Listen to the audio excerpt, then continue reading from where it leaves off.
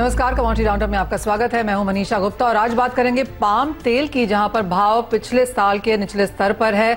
क्या है फंडामेंटल्स, कहां जा सकते हैं आगे जाके भाव, और as a consumer and industries के क्या मायने हैं समझेंगे।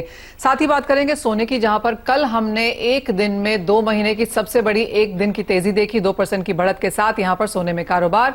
हमारे साथ जुड़े हैं सनविन ग्रुप के सीईओ संदीप बजोरिया, साथ ही साथ special adviser SEA Atul Chaturvedi, Kedia commodities के अजय केडिया और मेटल फोकस के principal consultant South Asia Chirag Sheth भी हमारे साथ हैं। ऑफकोर्स सभी कमोडिटीज पे बात होगी, लेकिन सबसे पहले शुरुआत यहां पर पाम तेल के साथ कर लेते हैं, जहां पर एक हफ्ते में 7% की गिरावट, एक महीने में 26% की गिरावट और अपने हाई से 50% की गिरावट यहां पर अब पाम तेल में दर्ज हो चुकी है।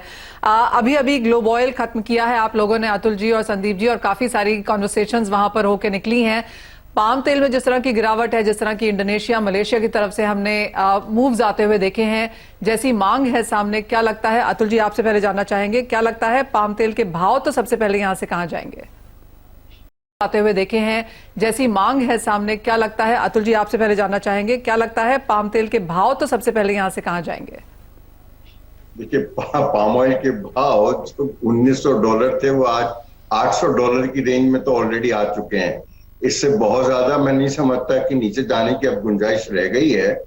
और इसके चलते पाम के डूबने से सोया और सनफ्लावर ऑयल में भी बाजार डूबा है।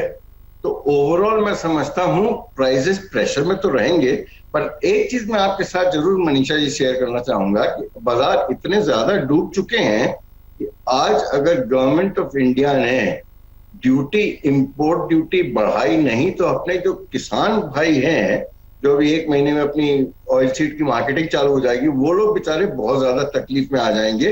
प्राइसेस इतने ज्यादा गिर चुके हैं, तो वो आज की तारीख में देखिए सोया वगैरह में ऑलरेडी रिफ्लेक्ट भी कर रहा है। तो मैं समझता हूं इसकी तरफ गवर्नमेंट को थोड़ी तवज्जो देनी चाहिए। और सेकेंडली एक और चीज कि अभी भी स्टोरेज कंट्रोल ऑर्डर लागू है, जबकि बाजारों की ये हालत हो गई कि बहुत ज्यादा डूब चुके हैं। तो स्टोरेज कंट्रोल ऑर्डर को लागू रखना, मैं समझता हूँ ये कोई इसका औचित्य नहीं रह गया है। तो प्राइसेस प्रेशर में तो डेफिनेटली रहेंगे और सप्लाई चेन में भी कोई वो नहीं। और एक और चीज मैं देख रहा हूं कि इंटरनेशनली तो बाजार दब रहे हैं, पर हिंदुस्तान के अंदर लोकली भी डिफॉल्ट्स भी बहुत ज्यादा बढ़ रही है। तो ये भी बाजारों को प्रेशराइज करके रखेगी आने वाले दिनों में। तो दिवाली सबकी कंज्यूमर्स की बहुत अच्छी गुजरेगी ऐसा लगता है। ओके, संदीप बजोरिया भी हमारे साथ मौजूद हैं। संदीप जी, हालांकि संक्षेप में अतुल इसमें काफी डिले फिलहाल होता हुआ नजर आया है। अतुल जी, आपने एक अपने कमेंट में कहा कि कुछ डिफॉल्ट्स भी हमने इंडियन मार्केट्स में यहां पर होते हुए देखे हैं, उसकी क्या क्वांटम है? और दूसरा, फ्यूचर्स मार्केट को बैन हुए ऑलमोस्ट दिसंबर में 1 साल हो जाएगा, आपको लगता है वो भी थोड़ा सा प्रीपोन करने की जरूरत है जिस तरह से प्राइसेस में मूवमेंट है?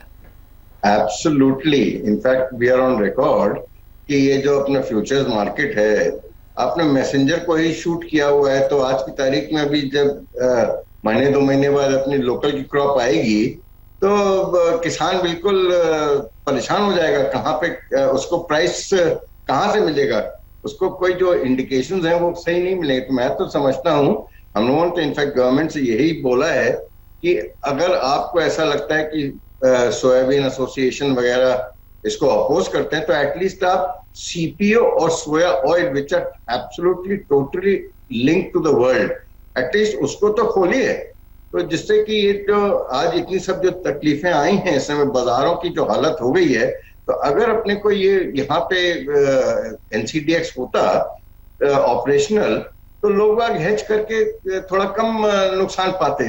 तो ये मैं समझता हूँ कहीं ना कहीं कुछ वो है। आज की तारीख में हालात ये हो गया है, आपने एक पिक्चर देखी होगी ना, फियर इज द की। तो वही हालत हो गई अपने एडिबल ऑयल बिजनेस में। Fear is the key.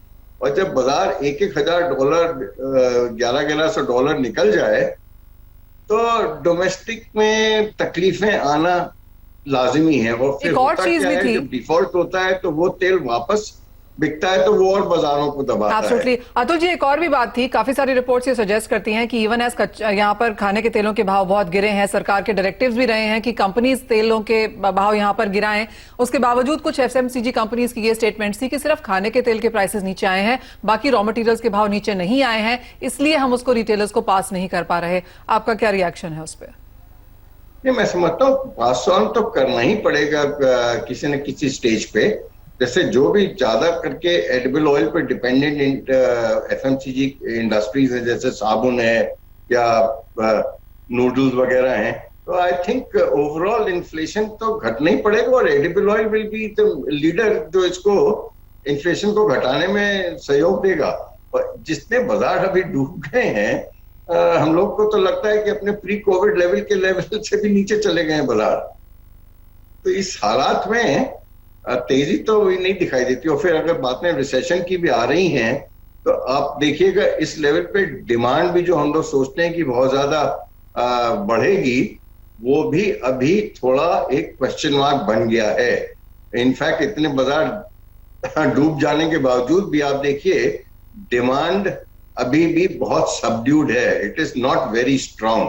तो अभी फियर इज द की जो कहावत है ना, तो अभी लोगों को हर चीज में डर लग रहा है।